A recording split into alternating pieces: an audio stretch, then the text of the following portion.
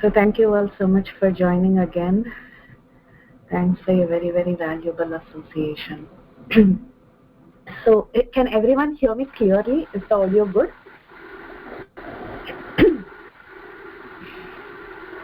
Hare Krishna Mataji, I still request that you can put everybody on mute. Okay. Because still not able to hear you that clear. Okay. Is this better? Oh. Okay. Okay.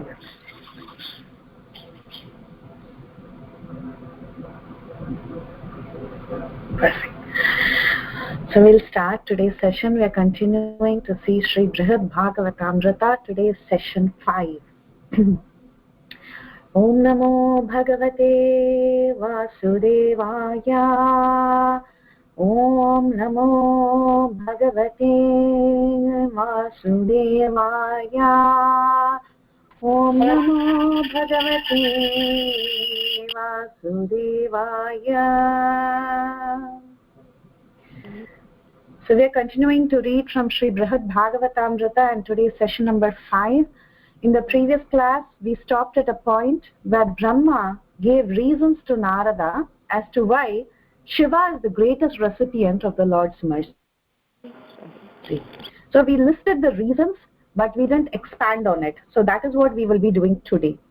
In this section, we will see how Narada Muni hears from Brahma about the different reasons why Lord Shiva is the greatest recipient of the Lord's mercy, and then we will also get a quick peek into the meeting of Lord Shiva and Narada Muni, and we'll see what conversation they had. But the section is really, really huge, this meeting with Lord Shiva, so we can't really finish it in one session. So we will carry forward whatever we have not finished, and we will go really slow on this. Actually, Shiva Tattva is very complicated, very difficult to understand. So we'll try to go very, very slow. Om Ajnanatimmirandasya Jnananjana Shalakaya Chakshurunmilitam Yena Tasmai Shri Gurave Namaha. Mukam Karoti Vachalam Pangum Langayate Girim Yatkripatamaham Vande Shri Gurum Dinatarinam. Namavam Vishnupadaya Krishnapreshthaya Bhutale Srimate Radhanath Swaminiti Namine. Namavam Vishnupadaya Krishnapreshthaya Bhutale Srimate Bhaktivedanta Swaminiti Namine. Namaste Saraswati Deve Gauravani Prachadine Nirvishesha Shunyavadi Pasyayatiri Shatarine. Jaya Shri Krishna Chaitanya Prabhu Nityananda Shri Advaita Gadadhara Shri Vasadi Gaur Bhaktavrinda. Hare Krishna Krishna Krishna Krishna Hare Hare Hare Rama Rama Rama Hare Hare. So in the previous class, we saw that Brahma gives his reasons why he is not the recipient of the Lord's mercy, and Brahma says that actually the greatest recipient of the Lord's mercy is Lord Mahadev, Lord Shiva. And then he begins to explain. He says, Brahma begins to say, first and foremost thing, Lord Shiva is the very dearmost friend of Lord Krishna. He is always intimately associated with the Lord in many, many ways. So that's the first thing he says. He's very intimately associated with the Lord. Then Lord Shiva is always intoxicated with the taste that is found in Krishna's lotus feet. And because of this, because of the experience that he has from tasting the sweetness of the lotus feet of Krishna, he has absolutely no taste in things of this material world. So be it power or be it rulership or be it sense enjoyment, which all the demigods are after, Shiva doesn't really care for them. He knows the higher taste. So Lord Shiva is so oblivious to his surroundings. Brahma says, as a, like imitating materialist like me, Brahma is telling himself that he is a very materialistic person. So he says, Lord Shiva, as though imitating materialistic persons like me, who are so attached to these universal affairs, Lord Shiva goes around naked. He just wears garlands of dustura and arka and garlands of skull and bones, and he smears himself with ashes from crematorium. So this is how Lord Shiva dresses. This is how he conducts himself. Now, in this connection, this dusturas is actually, it corresponds to datura seeds. They are slightly poisonous, and also they are used as an intoxicant. So the arka flowers and the dustura seeds, these are all actually poisonous, substances, but they can also be used as intoxicants. So this is how Lord Shiva picks his decorations. He wears these as decorations, and not only that, he garlands himself with skulls and bones, and he smears himself with ashes. And what kind of ashes? Ashes that come from crematorium. So like this, he moves around so aimlessly. He acts like a madman, and he's just unable to conceal his glories in spite of all this. In spite of all this, he's always ecstatic. We see that Lord Shiva, he just rejects economic development, he rejects religiosity, he doesn't want power, and Lord Shiva doesn't even want the so-called liberation. He has no desire to at all be the independent controller. He only identifies himself to be the servant of Krishna. So Brahma is saying all this. He's saying, all the other demigods, we are all decorated so well. We wear garlands of beautiful flowers. We have nice smelling fragrances. We dress so beautifully. We are always seen with nice golden ornaments. But all this decoration, they last for a very, very short time. And ultimately, they make us feel unsatisfied. But Lord Shiva, look at him. He's actually decorated with bones and skulls and intoxicating weeds. So even if they decay, actually there is no problem. He just doesn't care for these things. He's not bothered by these things. Actually, all this, whatever Shiva is wearing, the way he appears, all this is very external. But internally, Lord Shiva is so beautifully decorated.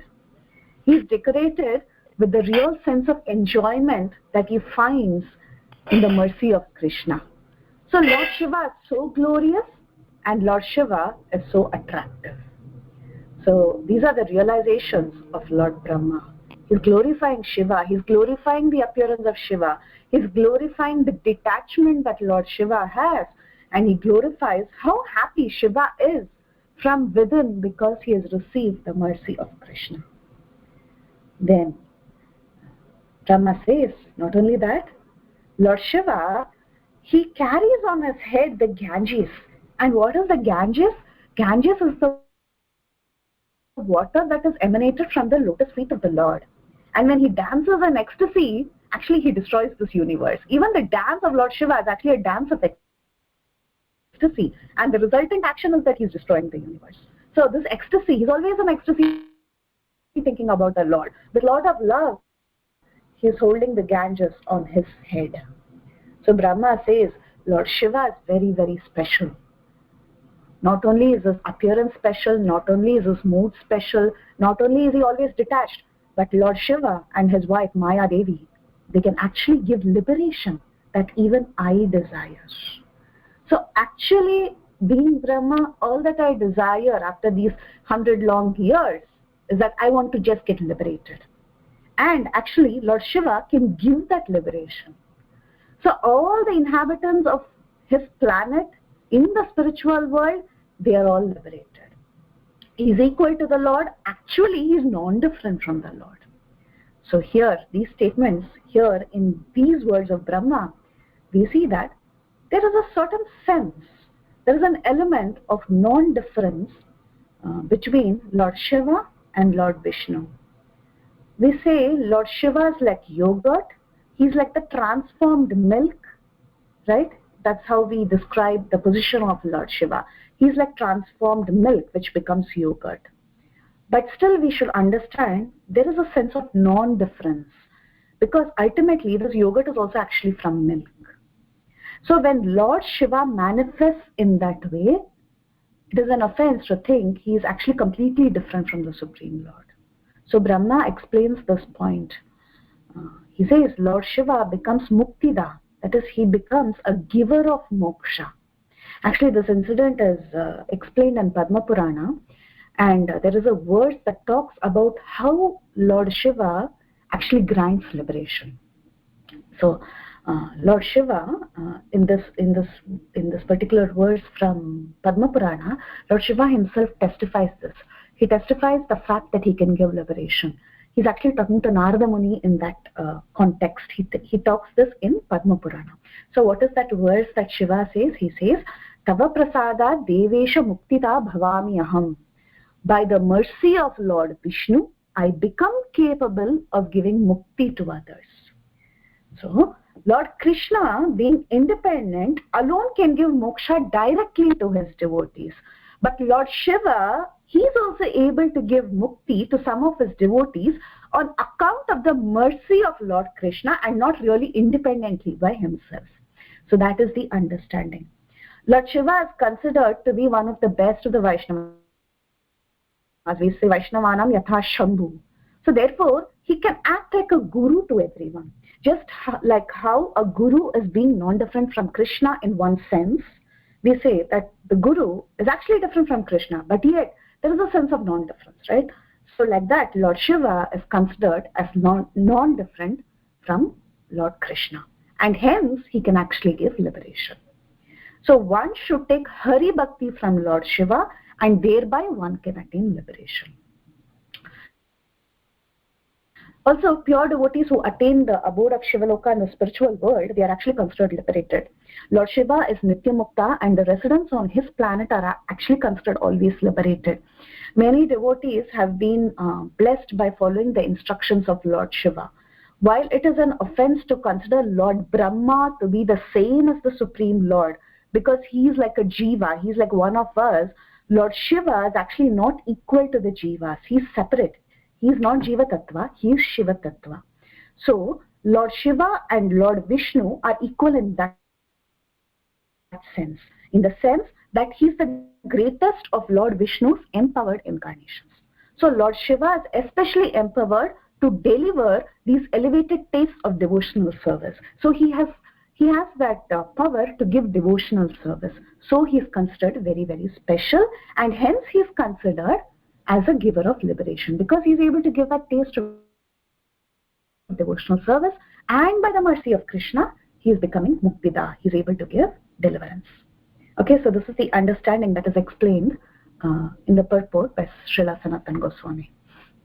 So after talking about the exalted position of Lord Shiva, when Brahma talks about how actually Krishna especially favors Shiva all the time.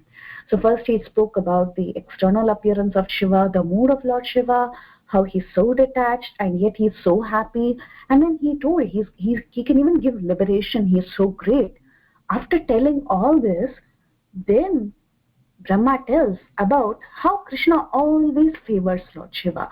There is some kind of special bonding between Krishna and Shiva. He begins to give some examples. He says, when the demon Maya, he's also called as the Lord of Tripura, he troubled Lord Shiva. After receiving benedictions from him, Krishna actually came to Shiva's rescue.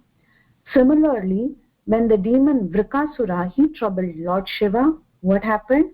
The Supreme Lord came and he saved him. He took personal interest in Lord Shiva, and he always encouraged Lord Shiva with loving words. So once Lord Shiva, he empowered this Maya Danava to construct a heavenly well that is filled with nectar to revive the dead. And eventually, this Maya Danava, he made it very, very difficult for anyone to destroy Tripura. This particular place became very, very difficult for anyone and everyone to destroy. Actually, even Lord Shiva was not able to do much after that. He gave a lot of trouble. So at that time, it was Krishna who came to the rescue. Similarly, Vrikasura, he was one demon who was blessed by Lord Shiva. We know the story. We read this in the Srimad Bhagavatam. He was blessed by Lord Shiva, and he was given the power that if he touches anyone's head, their head would crack into pieces. And he decided to test his powers by placing his hands on the head of Lord Shiva himself. So he also blessed, Lord Shiva also blessed Ravana with great strength and influence. And then what happened? Ravana, he tried to shake Kailash mountain. So like this, each time Lord Shiva encouraged the demons by giving them blessings and being pleased with demons, he got into trouble. But when he got into trouble, who came? Krishna came to his rescue. So in the case of Tripura, the Lord came there and he drank up the well of Mayadanava. And he eluded personally Vrikasura. He took the form of a small Brahmin boy. He went and he told this Vrikasura that you should not be trusting the promises that are being made by Lord Shiva. After all, Lord Shiva, who is he? He is the Lord of Pishachas and Pretas. How can you trust a person like this? This kind of person, do you put your faith in him? So you should test it yourself first. So like that, Vrikasura was made to touch his own head by Lord Krishna, by Lord Vishnu, and he was destroyed. And in the case of Ravana, Lord Ram personally went there. He personally took the charge of killing Ravana. He fought with Ravana and he killed Ravana. So the Lord handles the case of Lord Shiva very differently. Remember, in the previous session, we were saying about how Brahma was repenting and how Brahma said that he was chastised by the Lord. When Brahma gave Hiranyakashipu a boon, what happened? Hiranyakashipu tortured Prahlad. We saw this in our previous session. So at that time, what was the Lord's reaction? Actually, the Lord was chastising him. He was telling him, don't do this again. Please be careful when you give boons. He came and he chastised Lord Brahma. But then when Lord Shiva gave boon to Vrikasura, in the Srimad Bhagavatam, it is explained how the Lord reacted. So these are the words of the Lord. This is from 10th Canto, chapter 88, verses 38-39. So we see that the Supreme Lord tells Lord Shiva, he says, just see, O Mahadev, my Lord, how wicked this man has been killed by his own sinful reactions. So the Lord is saying that this Vrikasura was actually being killed because of his own sinful reactions. And then he says, indeed, what living being can hope for a good fortune if he offends great saints like yourself? Because he has offended the greatest of all souls, the spiritual master of this entire universe, Lord Shiva, he is now suffering. This is the reaction of the Lord. He's saying, just see, oh my dear Mahadev, how this wicked man has behaved. He's been killed by his own sinful reactions because he has offended you. He's offended the spiritual master of this entire universe, who is Lord Shiva. So this is how the Lord spoke when Vrikasura actually made an offense. And there, Vishwanath Chakravarti Thakur in the Srimad Bhagavatam, he actually talks about this conversation between the Supreme Lord and Lord Shiva, and he says that it was a kind of a mild chastisement. Okay, it is not the kind of chastisement that Brahma received. This is slightly different. Actually, here in this statement, Lord Vishnu was saying, he was actually glorifying Shiva's compassion. He was mildly rebuking him, but still the focus that he was having is that he was trying to glorify Lord Shiva's compassion. So like this, Lord Shiva, Lord Vishnu, he reacts very differently when Shiva gives benediction. And when the Lord came as Parashuram, he himself worshipped Lord Shiva, advertising his greatness everywhere. So this is how there is some kind of a personal love that is going on between Krishna and Shiva. This is what Brahma is pointing out here. So although the Lord was personally present again during another incident, which was the churning of the milk ocean, so even at that time, the Lord was personally present. He was there. He was there as Kurma. He was also on top of the Mandara. He was also churning the milk ocean along with the Devas. He was there everywhere. He was there as the super soul in the hearts of the Devas and the Asuras. He was simply present everywhere. There is a verse in the Bhagavatam that talks about this, how everyone saw the Lord being present everywhere. The Lord was present everywhere during the churning of the milk ocean. But what happened at that time? All the rulers of the universe and Lord Vishnu himself, they chose to worship Lord Shiva to actually drink the poison. So Lord Shiva was ceremoniously bathed. He was glorified by everyone.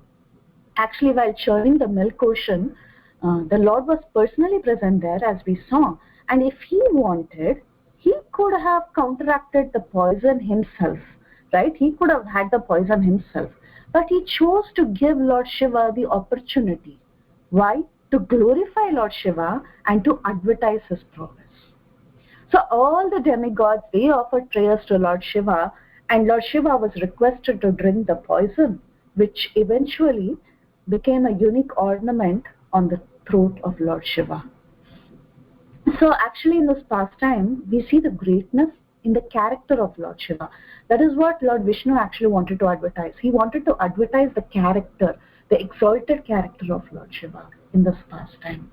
So Lord Shiva, when he was requested by the demigods and Lord Vishnu to actually drink the poison, he first looked at his consort, Parvati Devi, and he told Parvati, "My dear gentle wife Bhavani, when one performs benevolent activities for others, the Supreme Lord Hari is very pleased.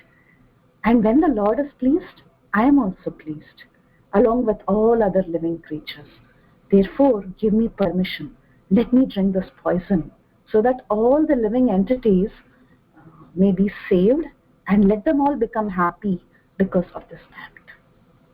So, like this, after informing his wife Bhavani in this way, Lord Shiva, he began to drink this deadly poison. It was very, very deadly. The poison had swelled and it had become an ocean. But by his great mystic power, Lord Shiva, he concentrated it to fit it within the size of his palm in his hand, and he drank it. So you can imagine the concentrated deadliness of this poison. And with the spirit of being willing to suffer and even give up his life if needed, to show kindness to others, he took this poison and he placed it in his mouth and he immediately drank it. And when it came to his throat, the throat turned bluish black due to the venomous effects.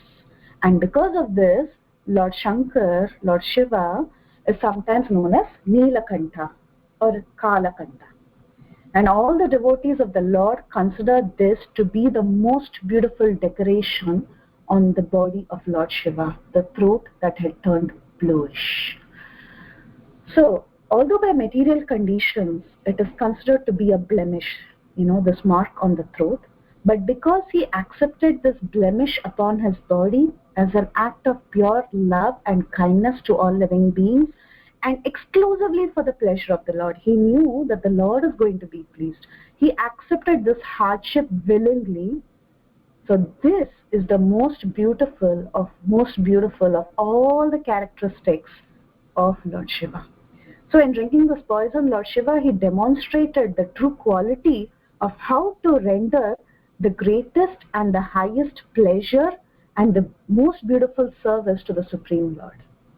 So there is no greater pleasure than being willing to take risk of one's own life and make sacrifice for the upliftment and welfare for others.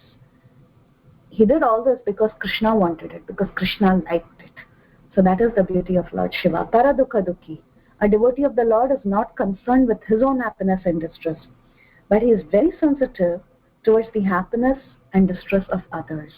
And what is the greatest welfare work? The greatest welfare work is to guide and to lead others on the path of eternal life, help them take up spirituality.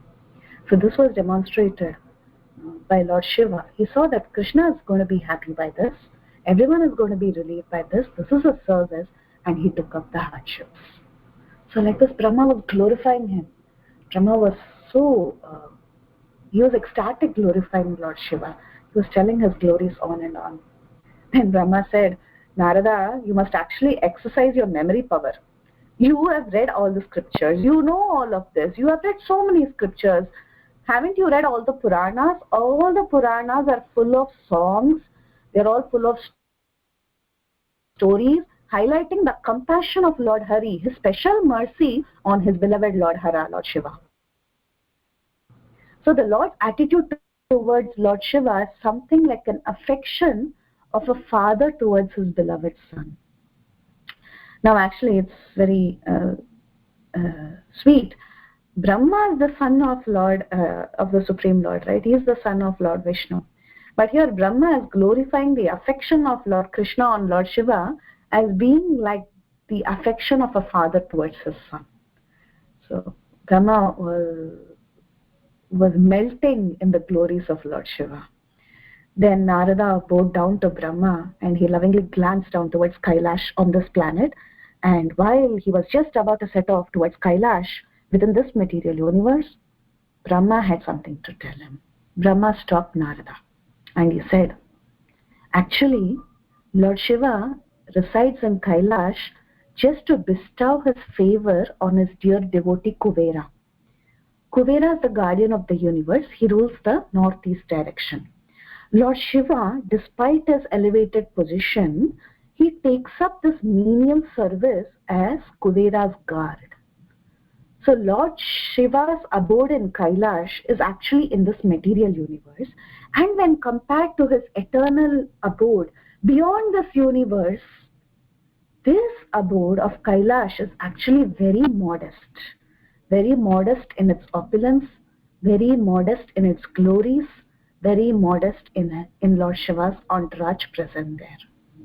So Brahma says, if you go to this Kailash, you will not really understand the greatness of Lord Shiva as compared to me. Just like how the Supreme Lord Krishna resides in this Satyaloka as Mahapurusha, and he resides in so many other places in this material universe, in spite of his greatness, in spite of his living in the spiritual world. Similarly, Lord Shiva, he lives in Kailash just out of his love for his dear devotee Kuvera. Then Brahma told Narada, now I will tell you one opinion of Vayu Purana. In the Vayu Purana, it is stated that the planet of Shiva is actually outside this material universe in Shivaloka, which is eternal, and that place is not a creation of Maya. There, the devotees of Lord Shiva who understand his relationship with Krishna, those pure devotees exist there. This is not the abode of the Shaivites or Jnanis or Karmis who think that Lord Shiva is an independent supreme controller. For those who think that Lord Shiva is independent of Lord Vishnu, he is the supreme controller independent of Lord Vishnu, this abode is not the place for them. That abode is eternal and it can be attained only by pure devotees of Shiva there, and he is accompanied by his personal attendants there who share his opulence and who always are there to serve him. But what is Lord Shiva doing there?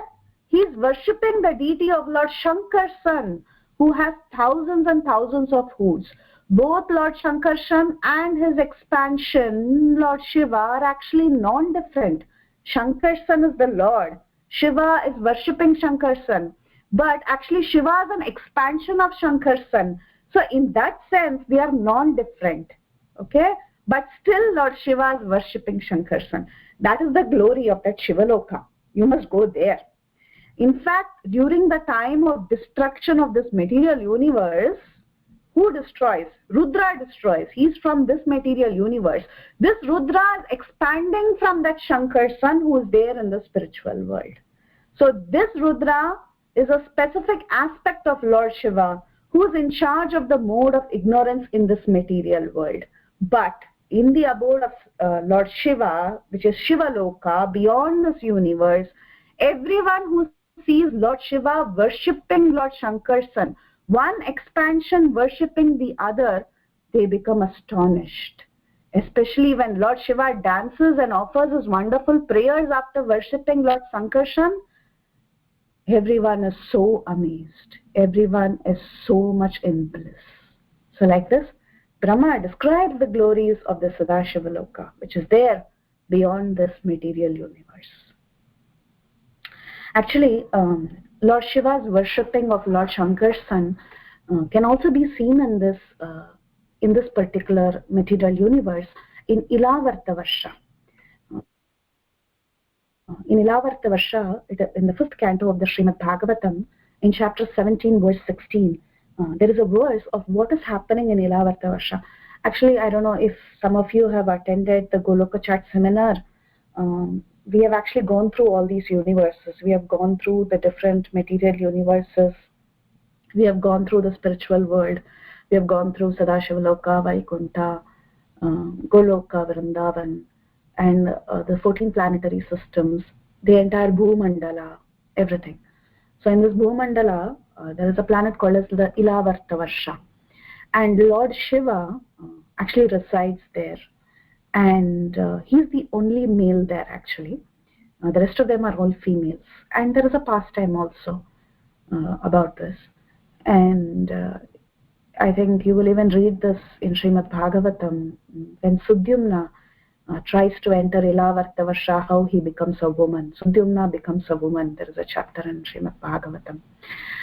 So in this Ilavarta Varsha, Lord Shiva is always encircled by 10 billion maid servants of goddess Durga who actually serve him. And in that particular verse of Srimad Bhagavatam, Canto 5, Chapter 17, verse 16, it says, the quadruple expansion of the Supreme Lord is composed of Vasudeva, Pradyumna, Aniruddha and Shankarsana. Shankarsana is the fourth expansion and he's certainly transcendental. But because his activities of destruction in the material world are in the mode of ignorance, he is known as Tamasi, the Lord's form in the mode of ignorance. Lord Shiva knows that Shankar's son is the original cause of his existence, and thus he always meditates upon him in trance by chanting the following mantra. This is a verse that is there in Srimad Bhagavatam. So even in the Ilavarta Varsha, Lord Shiva is present, and he understands that he is an expansion of Shankar's son. Shankar's son is the cause of his existence, and he is worshipping Shankar's son all the time. And in the purport, Prabhupada has a few things to say. Prabhupada says sometimes we see a picture of Lord Shiva engaged in meditation. This verse explains that Lord Shiva is always meditating upon whom? He is meditating upon Lord Shankar's son in trance. He is in trance meditating Lord Shankar's son. Lord Shiva is in charge of the destruction of the material world. Lord Brahma creates the material world and Vishnu maintains it, and Lord Shiva destroys it. Because destruction is in the mode of ignorance, Lord Shiva and his worshipable deity Shankar's son are technically called as Tamasi. Lord Shiva is the incarnation of Tamoguna.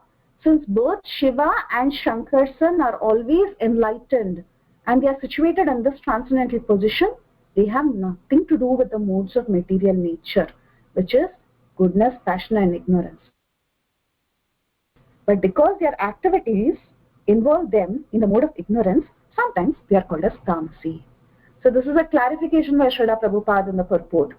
He talks about the transcendental position of Lord Shiva actually. Shiva is not affected by the mode of ignorance, but he's called as Tamasi because he's the Lord. He's the Lord of that mode. He's in charge of destruction. And he's an expansion of this Shankar's son, who is actually the Supreme Lord. So this is a verse about Ilavarta Varsha.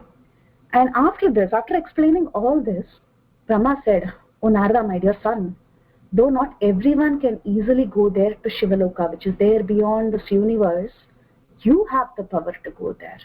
Why? Because you have pure devotion to him. You understand his position very well. So now you can go there. You go there and take shelter of him and just see the mercy he has from Lord Krishna. You will understand his position.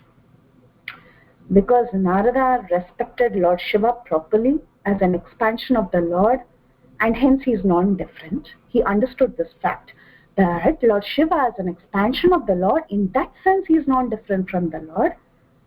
And because he loved Shiva in that sense, in spontaneous devotion, there was no bar for him to enter that spiritual abode of Shivaloka. So in a very joyful anticipation of meeting Lord Shiva, chanting Shiva, Krishna, Narada, he departed for Shivaloka. Now, we will also cross all the material coverings of this universe and we will enter Shivaloka along with Narada to see what's happening there. In Shivaloka, what is Lord Shiva doing? What is Lord Shankarshan doing? What are the devotees doing there? So we'll also enter along with Narada. Now, as Narada crossed all these material coverings and he finally entered Shivaloka, he saw that Lord Shiva had just finished worshipping his deity of Shankarshan. The rituals of the worship were very similar to what he had seen in the worship of the Prayag Brahman. Remember, Narada started his travels with the Prayag Brahman. First he saw the Prayag Brahmana, and from there he went to the southern kingdom, and then he met with Indra, then he met with Brahma, and now he's entering Shiva's abode in the spiritual world. He's going there. So when he saw the worship of Lord Shiva, he saw that this worship was very similar to what the Prayag Brahmana was offering. But he saw that after the worship, Lord Shiva was manifesting ecstatic symptoms after worship. Lord Shiva began to dance in ecstasy, and he was loudly singing the glories of the Supreme Lord. And he was encouraging his dear attendant Nandishwar and goddess Uma Devi, who was present there next to him. He was encouraging them also to sing along and clap. Uma was clapping her hands for the kirtan of Lord Shiva. The sight of all this delighted Narada. In a trance, Lord Shiva was singing and dancing, and he was offering very beautiful prayers to his dear beloved Lord Shankarshan. And one of the prayers that Shiva offers to Shankarshan is actually recorded in Srimad Bhagavatam. So we'll read one prayer of Lord Shiva. This is there in Srimad Bhagavatam, Canto 5, Chapter 17, verse 18. Bhaje pajanyaranya pada pankajam bhagasya kritsnasya param parayanam bhakteshwaram bhavita bhuta bhavanam bhavapaham tva bhava bhavanishwaram.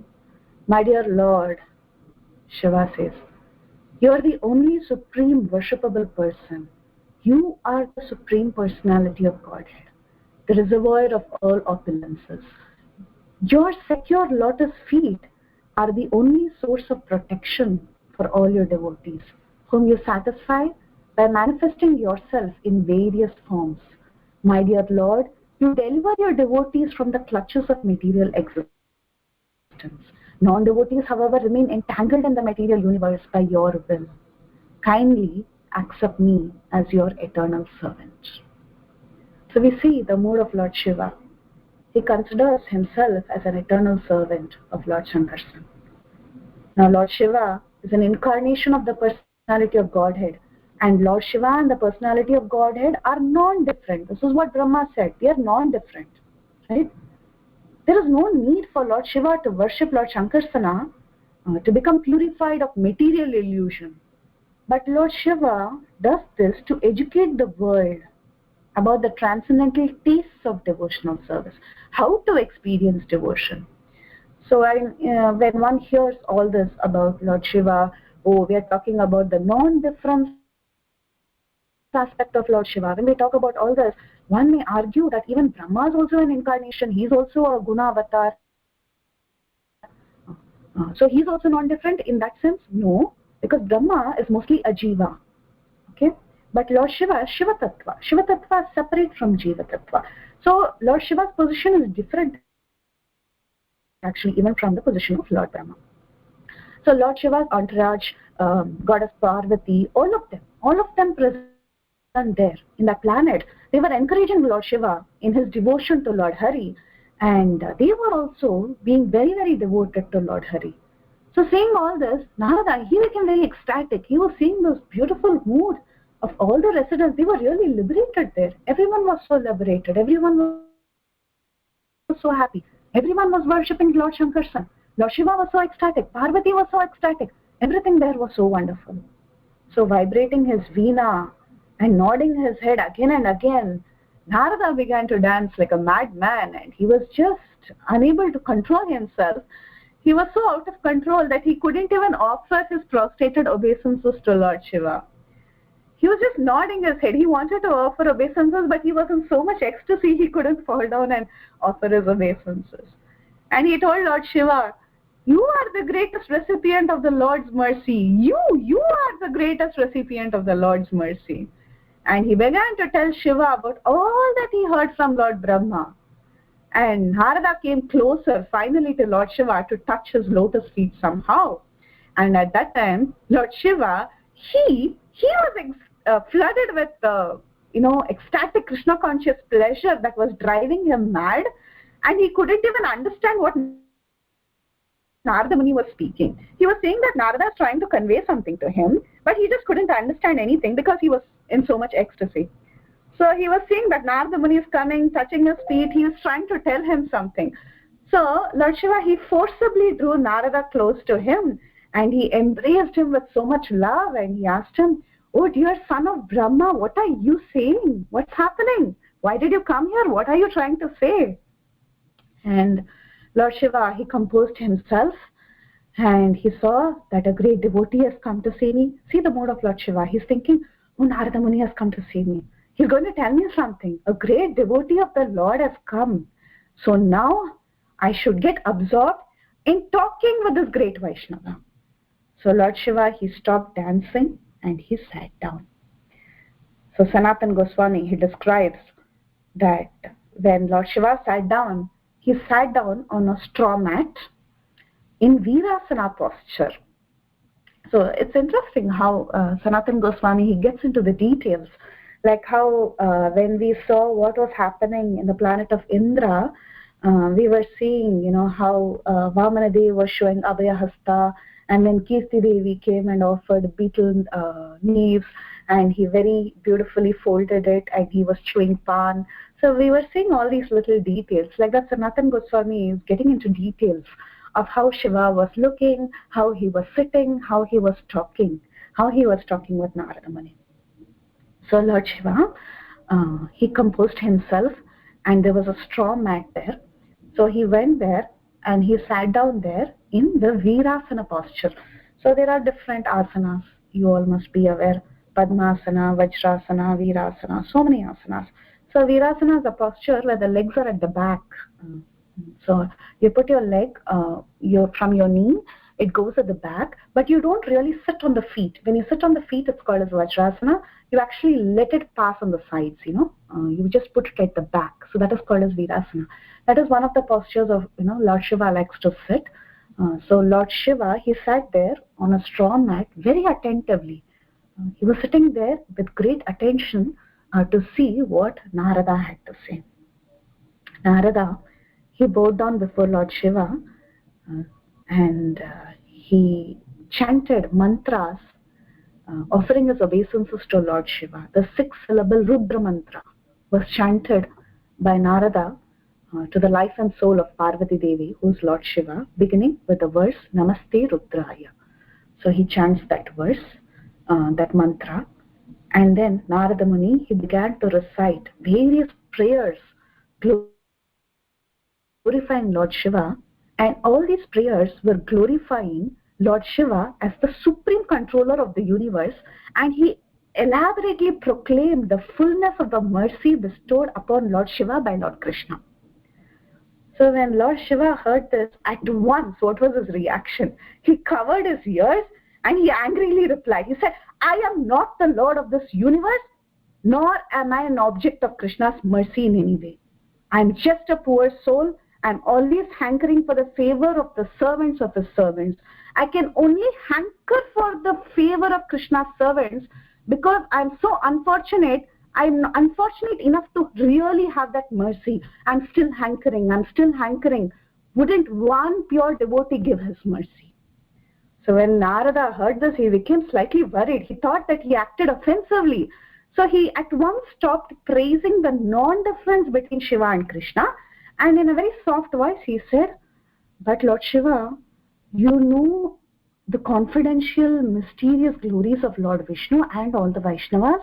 You explain them very nicely. After all, you're a Vaishnava Acharya. You know everything. So Narada Muni, he was hoping that Lord Shiva will at least accept this praise, that Lord Shiva is a great Acharya and he understands the mysteries of the Lord. So Narada then said, Lord Krishna himself actually spreads your glories as the best of the Vaishnavas. Krishna himself says that you are the best of the Vaishnavas, and Krishna actually sometimes, he himself worships you. So many times Krishna has taken boons from you in his various incarnations. Isn't that true? He asks Shiva. Here Narada is explaining some of the incidents that are described in other Puranas. Like for example, Vamana Purana is quoted. In Vamana Purana, it is described that Lord Krishna, sometimes he receives the Sudarshan Chakra from Lord Shiva. And it's also described, actually Samba, who's an expansion of Kartikeya, he became Krishna's son because of a boon given to him or a blessing given to him by Lord Shiva. So Lord Shiva, when he heard all this, he actually just sprang up from there. He felt so embarrassed. He was sitting and he was listening. First he closed his ears and he said, okay, stop all this. And then Narada, his voice softened and he started telling about how actually he's very special and sometimes Krishna himself takes boons from him and all that. So when Shiva heard this, he felt so embarrassed. He just sprang up and he went and he closed Narada Muni's mouth with both of his hands. And he said, don't even mention that arrogance of mine. So he was so embarrassed. He was so embarrassed. That is actually the greatness of Shiva. To be so powerful and yet to be so humble. That is real greatness.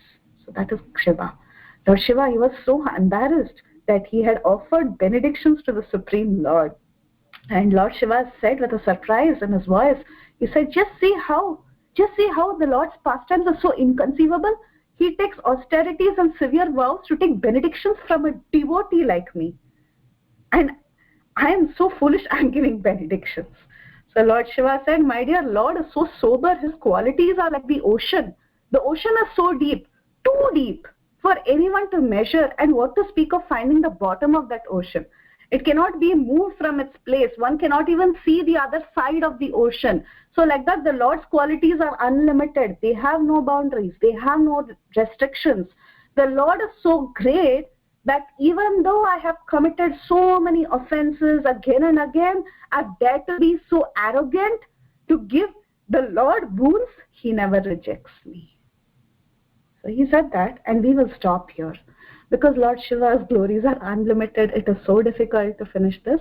We'll stop here and we'll see how Shiva actually talks about himself, about the mistakes rather that he thinks he has done, how he has offended the Lord. Of course, he never offends the Lord, but still, his mood is something we will delve into in our next session. So any questions, comments, corrections, please go ahead. Hare Krishna, thank you.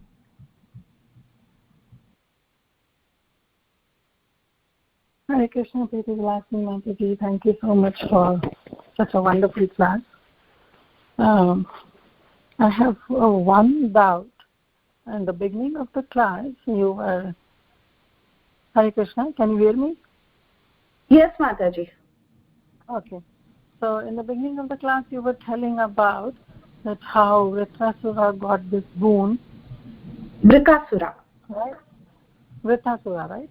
Vrika, VRK, Vrikasura, yeah. Oh, Vrikasura, okay. Yeah. Okay, that's what I was confused, because Vritrasura is something different and how... Yeah, so Vrikasura comes much... No, it's not Vritrasura, not the 6th canto Vrikasura. This is there in the 10th canto. Yeah. So it's Vrikasura is same as Bhaumasura? Bhasmasura, I think. Sometimes he's identified with Bhasmasura in other Puranas. Yeah. And thank you for clarifying that. And the last part that you were telling, that how Lord Shiva gave benediction to Krishna, can you just explain some few instances?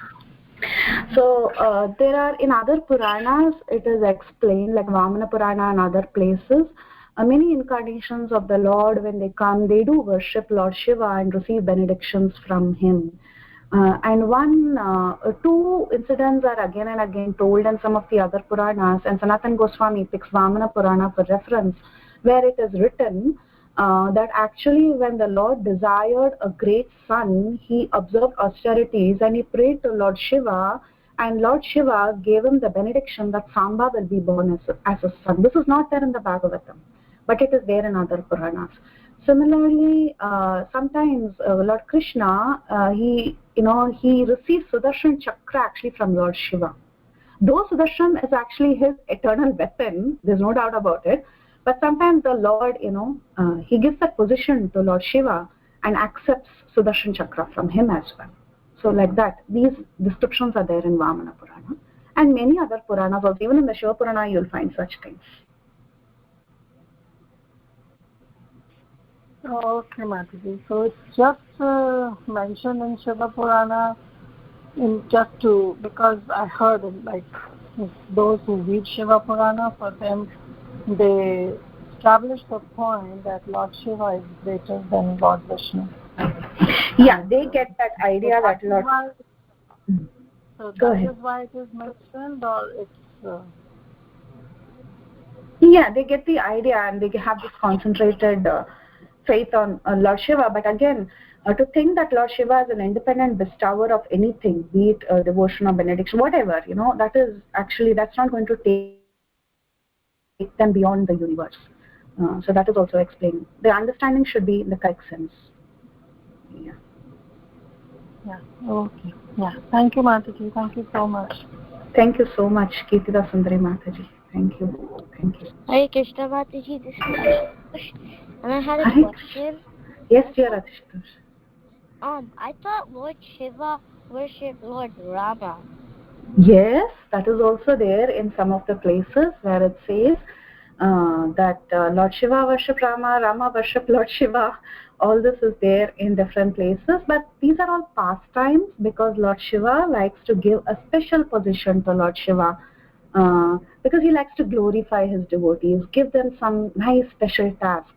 Just like how Prabhupada was given the task of coming here and preaching. Krishna could have done it, Lord Chaitanya could have done it, but still he chooses, right? So like that, yes, Lord Rama worshipping Lord Shiva is also there in some of the places.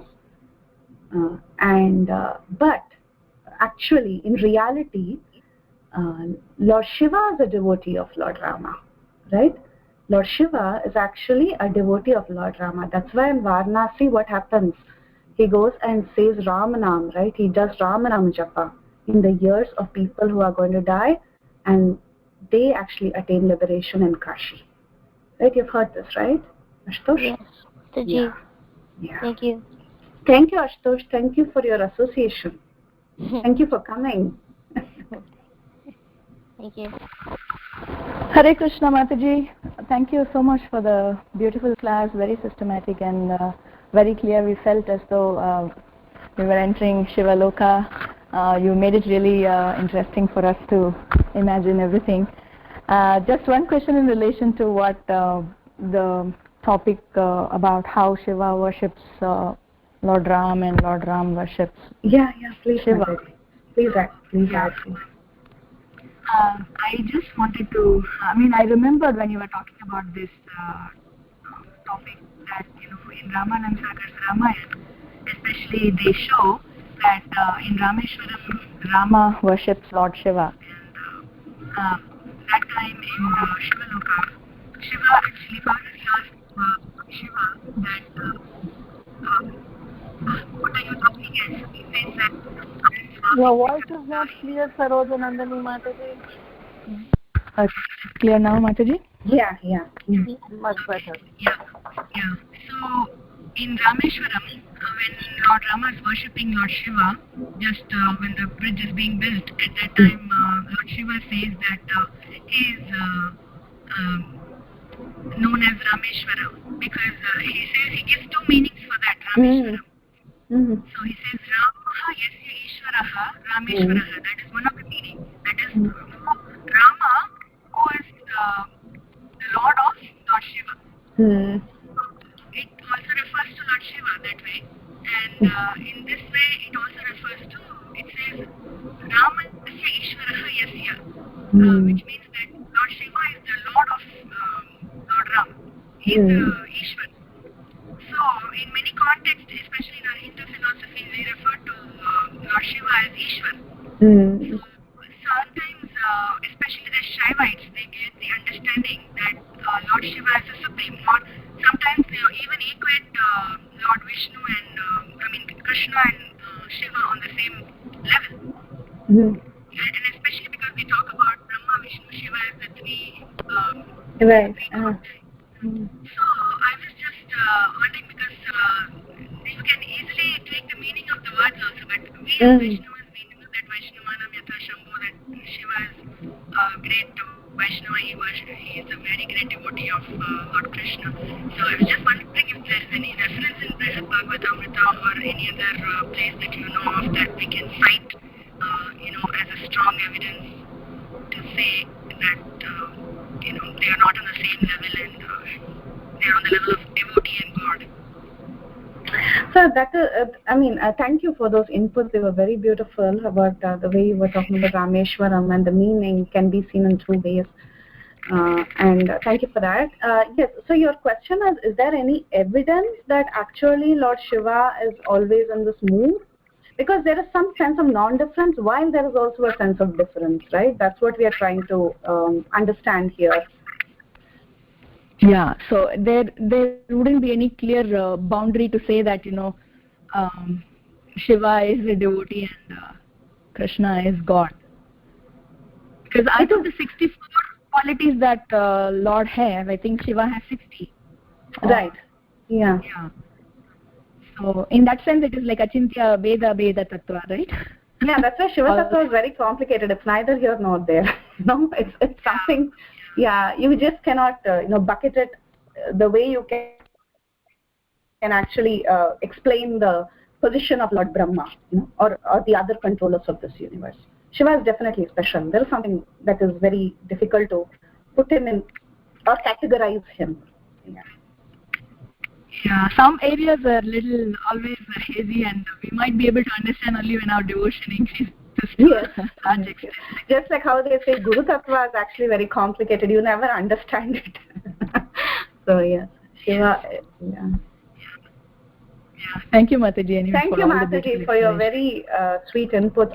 They were so beautiful. Thank you. Thank you for coming on the call. Thank you, Mataji. Hare Krishna. Hare Krishna. Let me see if I've unmuted everyone. I'm so sorry. I did mute some of you. Please forgive me. I'm unmuting everyone.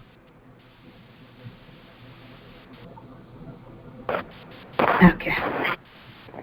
Yes, I think everyone is unmuted. Anyone else has anything to add on or correct or give your realizations? Hare Krishna, Preeti Mataji. Please accept me now. The class is as usual very nice, Mataji. And I had a question regarding one point, like many people who believe in Lord Shiva goes to Manasa Sarovar, which is in the China border. So can you throw some light on that, Mataji? What is the importance and how is the place? How is it? Is it really that superior, Mataji? Can you tell something about Manasa Sarovar? Yes, Mataji. Because so many people believe that Kashi and Manasa Sarovar are real abodes of Lord Shiva. Anyone wants to comment on this? I really don't know much about Manasa Sarovar. Can anyone please pitch in? Someone who has gone there or heard the glories or have any connection with that place?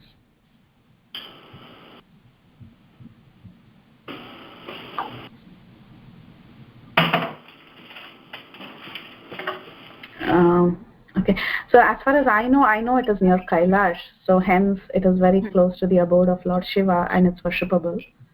And I know that many devotees, they really find some spiritual connection in that place, and I have also seen videos, but I'm not able to comment beyond that because I don't know much about the glories. Mataji, is it really near to Kailash? That's what I think. I mean, I could be wrong, but as far as I have seen, it's close to Kailash. Oh. Yeah, It's close in yeah, proximity. Yeah. Yeah, yes, Mataji. Yeah. Many people told that it is very, very spiritually very great place to go there. So that's what I don't know much about it. So I got this question, Mataji. Okay, yeah. There are some pastimes as well, but I don't remember. I remember very vaguely. This is something I've read several years ago. So some pastimes that happens in Manasa Sarovar, but I don't know, Mataji. I'm not able to comment. Okay, Mataji. Okay, no problem. But class was very nice, Mataji. You gave so many points about Shiva Tattva. Previously, I had got some questions about it, but those are clarified, Mataji. Thank you so much. Thank you so much, Supriya Mataji. Thank you for always coming and encouraging us. Thank you. Thank you, Mataji. Thank you. Thank you, Vilasini Gopi, Koti Danda Pranam to your we never forget your assistance. Always you are ready for we have a question. Thank you very much for today's class. I don't have any question, but I want to share with all of you that my mom is 85 years old and her visa, Dropbox visa is accepted and she's coming within 2 months. Thank you very much. Haribol, we are so happy, Mataji. We are so happy you get so much help. Thank you. Thanks for letting us know. Thank you, Mataji, for praying. Dandavad Pranam. Haribol, we are very happy for you, Vranda Gopika. Mataji, thanks for coming back after your long break in India. Thanks for coming back on the call. Mataji, now it's very strict, so that's so much paperwork, but something is complete, and legally also 6 months is here, but now Dropbox visa within 10 days is here. So, very nice. Wonderful, Mataji. Haribol. Thank you very much for today's class, Mataji. Dandavad, Mataji. Hare Krishna, Preeti Vilasini Mataji. Wonderful class as usual. I am so happy to be back. So happy to be listening to these wonderful, wonderful pastimes. I was just question about, I guess maybe a clarification. So as you're explaining that I was always under the impression that only Lord Krishna or Vishnu could give liberation. So can you explain one more time? I mean, I kind of understand something similar to Guru Tattva. By the mercy of the Guru, we get the attention of Krishna, and thus we get liberation. So can you explain a little bit more about that whole position? Yeah, so even I was actually honestly surprised to read about this in Brihad Bhagavatamrita, and then I did actually try to read up more, and this is what I found, that yes, actually the truth is that Shiva can grant mukti or moksha, but he becomes empowered to do so by the mercy of Lord Shiva, by the mercy of Lord Krishna. He is not independent to do it, only if Krishna has grants him that, he gets the mercy from Krishna and he's able to do it as a channel. So this is what I could understand from all the reading, and there is a very beautiful, actually there is a collection of verses from different scriptures that talk about both sides. First and foremost, we should understand that Shiva can grant moksha as well as he cannot grant moksha. It's both. But then we have to get it reconciled. So to understand first point, that Shiva, can this answer be long? Is it okay? Because this is very difficult to explain. Or shall I say it in writing? Well, I don't mind. So it just depends on what everybody else's time is like. Okay, what we'll do is I can actually send out the article itself. It's there on, on our Chaitanya Sharan Prabhu's web page. The entire article actually explained very beautifully with so many references. So that can throw some clarity on how it works. Shiva can give moksha, he cannot give moksha. Both are correct. How it works, that I can send you as an article. Because you have to understand it from different scriptures. See, I just say it in a few words first, and then I'll send the article. Maybe that will work. So first point, that Shiva cannot give moksha is correct. because you see that in Harivamsha Purana there is actually a story. Harivamsha Purana is full of interesting stories, and interestingly, even in Brihad Bhagavatamrita, Sanatan Goswami, he picks so many stories from Harivamsha, so many. He quotes on so many stories from there. So like that, there is one particular story, you might have heard of this, Gantakarna. He was a great devotee of Lord Shiva, and he would only accept the worship, he would only accept the fact that Shiva is worshipable. So he would have these gantas, bells on his ear, and if anyone chanted anything about Vishnu, he would, ring the bell because he just didn't want to hear anything about anyone else other than his worshipable Lord Shiva. But then what happened in his case is when Shiva became happy and he appeared in front of Gantakarna and asked him to ask for a benediction. This Gantakarna asked Lord Shiva to give him moksha. So at that time Shiva says, you're asking me for something that I cannot give. Only Lord Vishnu can actually give you this mukti or moksha, and there should be no doubt about it. So then he is instructed to go to Badri Tirtha, and he stays there and in the hermitage of Naranarayana, and he worships the Badrinath. And later he receives liberation by the mercy of Lord Shiva. By the mercy of Lord Krishna or Vishnu. He receives liberation. So it proves that Shiva doesn't give mukti independently for the people who don't understand the fact that Lord Vishnu is the Supreme. So because Shiva specifically says Vishnur eva na samshaya. So remember that only ultimately the benediction of liberation is coming from Vishnu. So I am more like a channel. So like that there are many statements in different Puranas, Skanda Purana, Padma Purana, like that there are hundreds of statements that clarify this point, that it is not that independently Lord Shiva actually gives the liberation, rather it is only Lord Hari who is actually capable of ending material life. Then there is also the statement by Lord Shiva where he himself says that I become capable of giving mukti. Yes, I am able to give mukti, but I am becoming capable of giving mukti only by the mercy of Lord Vishnu. Vishnu empowers me to give mukti. So like that there are other statements in scriptures that talk about how Shiva actually starts giving mukti. So there's a compilation which I can send to you, but the principle that we understand from all these statements and how we reconcile the entire thing is that Lord Krishna independently can give moksha to all his devotees. Lord Shiva is able to give mukti only to some of his devotees who are actually correct devotees in the right sense, pure devotees. And how is he able to give? On account of the mercy that he has received from Lord Krishna, not by his independent sense. And the other way of understanding is that Lord Shiva is also one of the best of the Vaishnavas, so he can act as a guru. Just like how Guru can, relieve us from this material suffering and get us connected to Krishna, like that, just like how Krishna is actually not different from the Guru, and the Guru is not different from Krishna, but still they are different, like that, Lord Shiva is considered non-different from Krishna. So therefore, a person who is, if you really want to, a Shiva Bhakta who really wants to receive liberation should actually take Hari Bhakti from Lord Shiva to actually get liberated. So this is how you actually reconcile these different statements from various Puranas. Did that kind of answer, Mataji? I can also send it across. Yes, thank you very much. Yes, please do send it. I will read it, but thank you. That's very, very clear. So there is also an audio recording about how the devotees reach Sadashivaloka, how Lord Shiva, pure devotees. But these again, it's again and again told by all the acharyas. They are not the karmis or the jnanis or even devotees who think Shiva is actually the supreme controller. So this is for pure devotees, how they attain Sadashivaloka. There's a recording about it.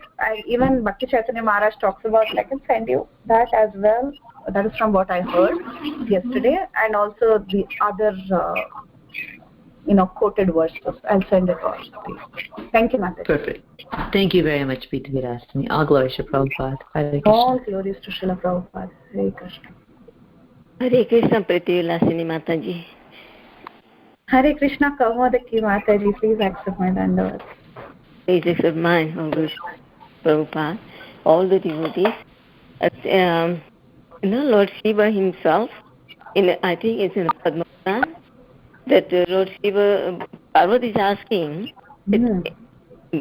that somebody, they are worshipping you, and they are also worshipping who you are worshipping. Lord Shiva says, Aradhananam Kadesam Vishnu Aradhanam Tasmat Parit. Tasmat, and better than worship of Vishnu is worship of and connected with. So it's what is worship. So this is so. He says Vishnu is the one. Best worship. To worshipable. And so then he is connected with Vishnu. Lord Shiva is connected with Vishnu. He's like, so then he is also unless he considers himself as a devotee of Krishna. So also the worship. He's also worshipable. Lord Shiva is also worshipable as a Vaishnava. So, amazing. Yes, that's such a beautiful verse. Thank you. That's so amazing, right? Thank you, Mataji. Thanks for sharing it. Well, you know this. No, but it is so relevant at this point for you to say it. It is so relevant for our understanding. Thank you for giving it out now. Thank you. Thank you. Hare Krishna, very wonderful. And one point you were so excited. You were speaking very. I could see that you were in so much ecstasy, and you were just giving out. Thank you very much. Hare Krishna. Thank you, Kamalaki Mataji. Thanks for your most wonderful presence. Hare Krishna. Hare Krishna. Hare Krishna, Mataji. Dandavat Pranam. Very, very beautiful class, Mataji, and very nice point that you are telling, Lord Shiva is treated like a spiritual master who can take us back to Godhead. It was very nice, and always I get confused because people always say that Shiva is a supreme personality of Godhead, and I believe so. And now we treat Shiva as a guru, and then that take us back to Godhead. It makes us very nice to understand and very nice to understand that point like that. Thank you so much, Vinaya Mataji. Thank you so much for your presence. Thank you so much for sharing your realization. Thank you.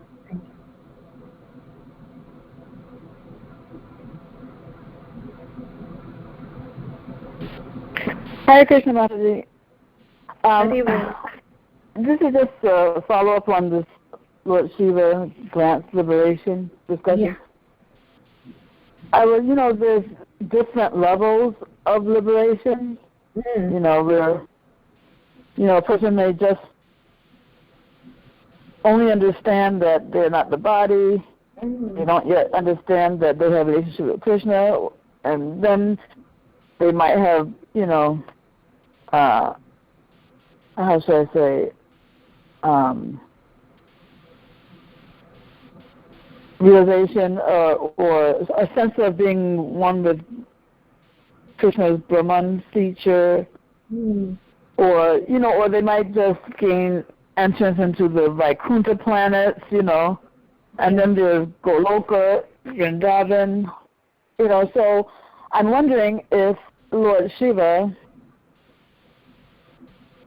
we already said that he doesn't have independent power to grant liberation, but in that same role as a kind of guru, does he have the capacity to grant liberation to all these various levels, especially including Goloka Vrindavan? And the reason why I'm asking that especially is because he himself worships more like more like a Vaikuntha aspect of Krishna, the Sankarshan, and so since that is his worshipable Lord, I wonder if he even has the capacity to grant Krishna Prema, since he himself does not seem to have that kind of relationship. I was wondering if it's possible for him to grant that to us.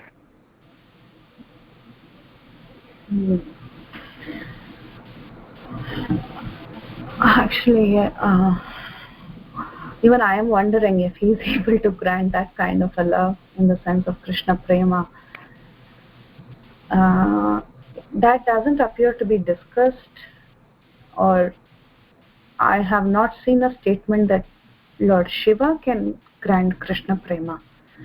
The question is a good question. So when we talk about I'm sorry. Yeah, go ahead. No, so in our discussion today, when we talk about the fact that Lord Shiva does grant liberation, as a channel for Vishnu, what is the nature of that liberation that we're talking about? We are talking about the liberation till Sadashiva Loka, which is actually one of the Vaikuntha. I know it's like an intermediary planet that it's somewhat like, near Vaikuntha, like we saw in the Goloka chart, northeast corner of Vaikuntha, and then it emanates, right, from there. So we were talking about that abode, liberation up to that abode.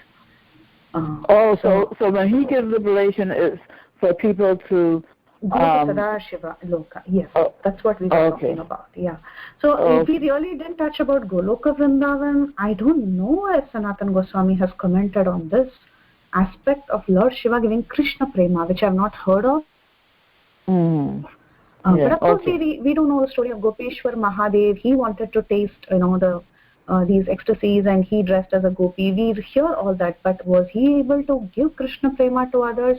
I have not heard. Well, that is that part also that made me wonder. The fact that he does seem to have some kind of connection to Goloka. He definitely has some kind of idea and a connection to Goloka, because we read the story of Gopeshwar Mahadev, but I don't know if he's capable of giving, this aspect which you were mentioning, Krishna Prema.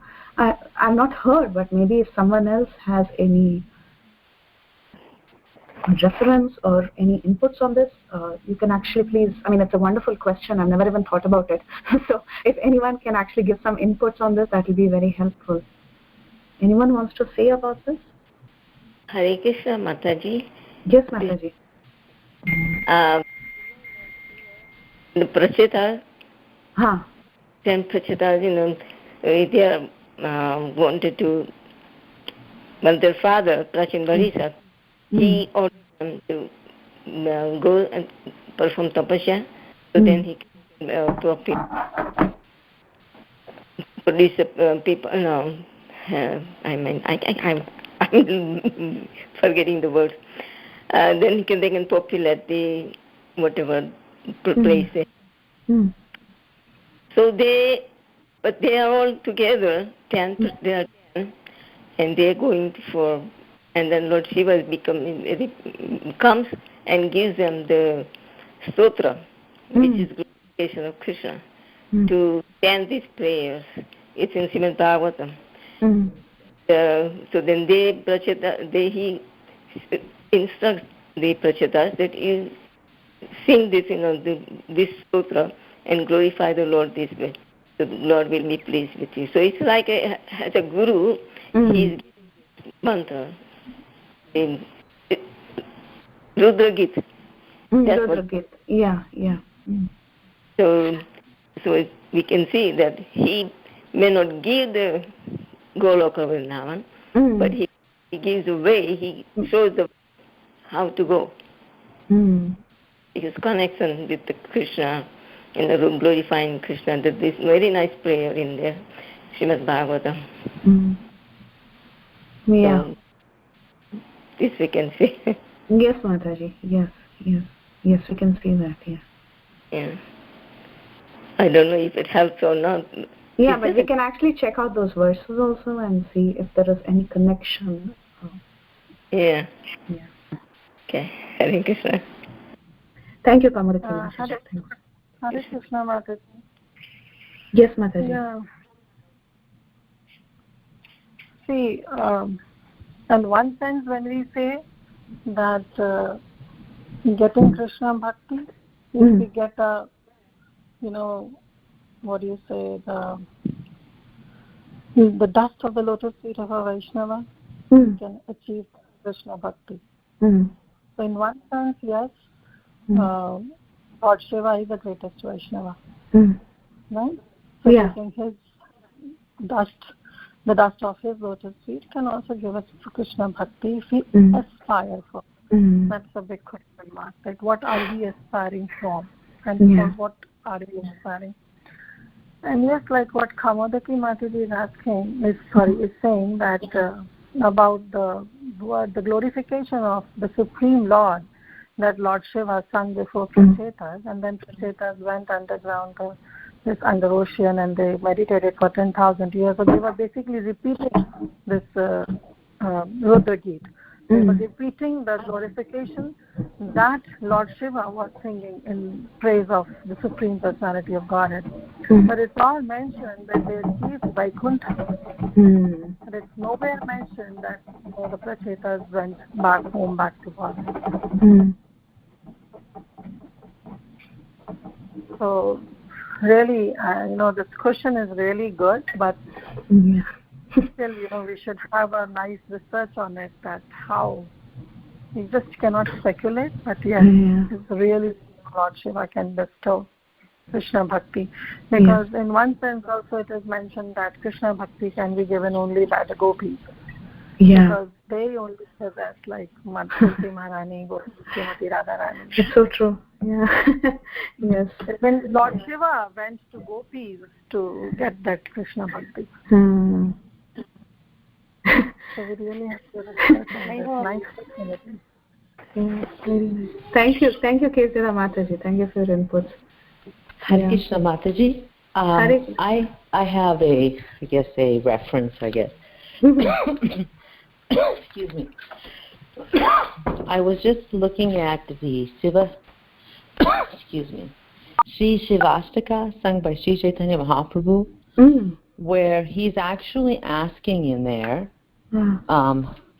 requesting, let me see if I can find, he's glorifying Lord Shiva. Excuse me. And he said, excuse me.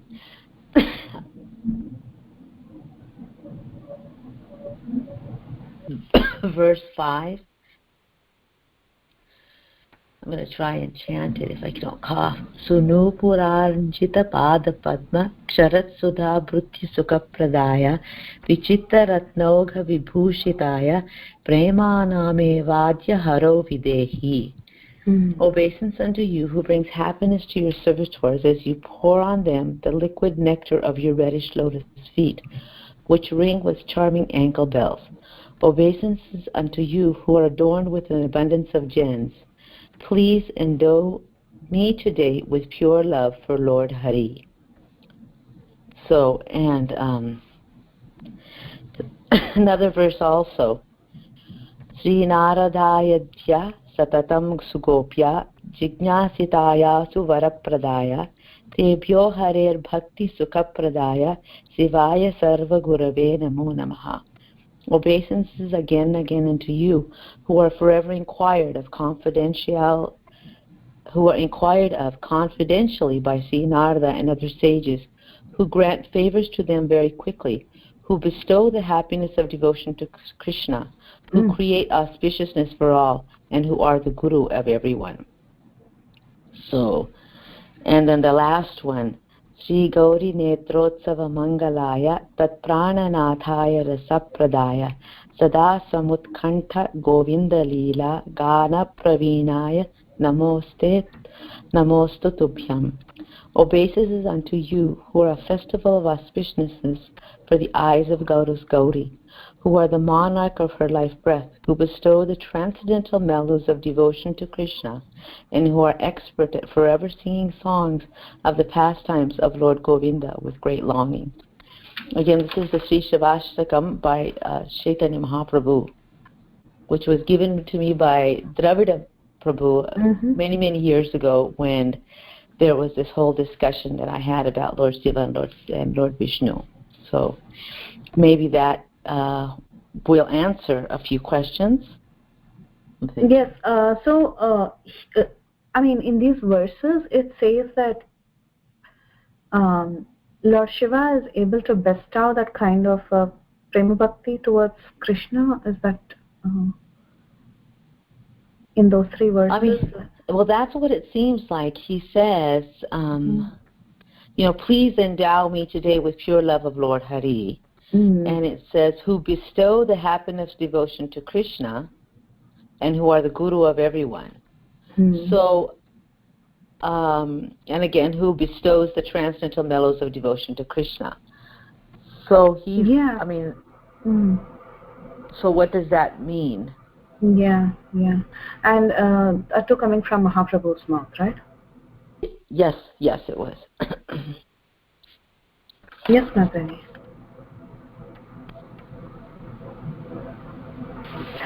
I'm sorry, I didn't catch the reference of those three verses. This is from the Sri Shivashtaka by Sri Chaitanya Mahaprabhu. It was actually given to me by Dravida Prabhu, who maybe he's a senior devotee of Srila Prabhupada. He also edits the Vyasa Puja book of Srila Prabhupada. He's the one that translates all many of the Vaishnava poems Vaishnava songs into English kind of poetry. Because I thought that the Shikshastakam was the only thing that... Yes, that's exactly what I also thought. And so I asked him, I thought the Shikshastakam was the only one that Chaitanya Mahaprabhu was written. Yes, as far as instruction, but this is a Shivashtakam that was chanted by Sri Chaitanya Mahaprabhu. I will actually ask him where it is from. Maybe I could get more of a clarification. Because I'm also wondering what that, like you were saying, what does it mean that, when I say what does it mean, what does it mean that Lord Hari grants Krishna happiness when, Lord Hari and Krishna, they're the same person?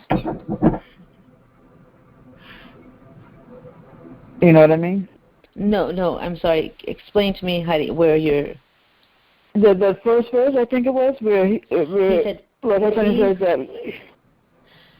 Okay, please endow me today with pure love for Lord Hari. That part? Yeah, where it says that it is Lord Hari who bestows Krishna with happiness. Did I hear it right? Where's that part where it says... No, it says, obeisances unto you who bring happiness to your servitors as you pour on them the liquid nectar of your reddish lotus feet, which ring with charming ankle bells. Obeisances unto you who are adorned with an abundance of gems.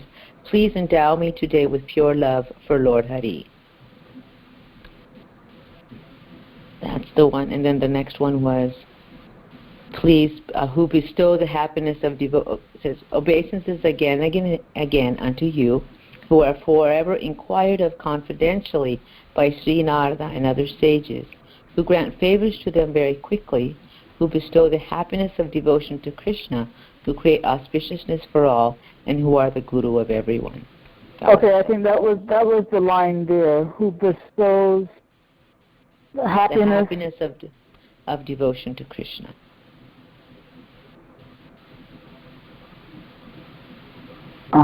Okay.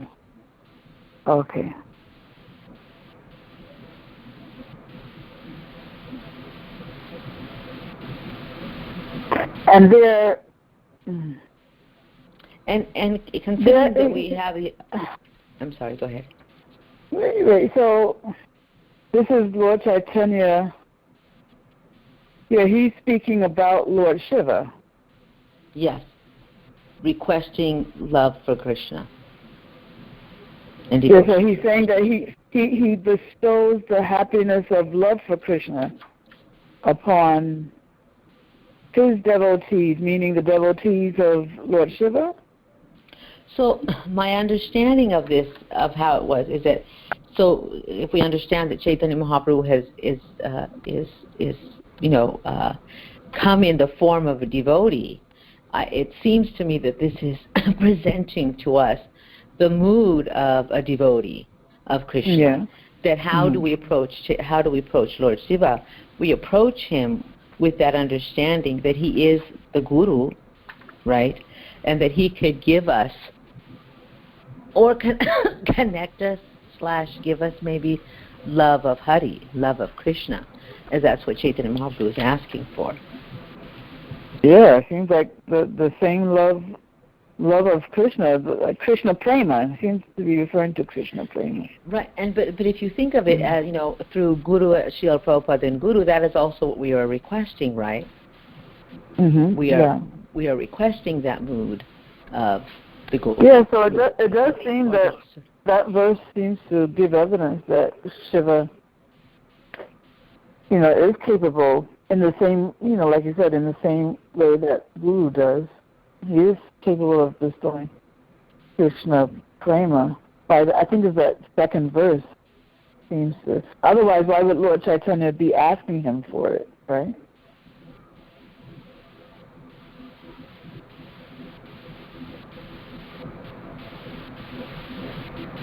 Exactly.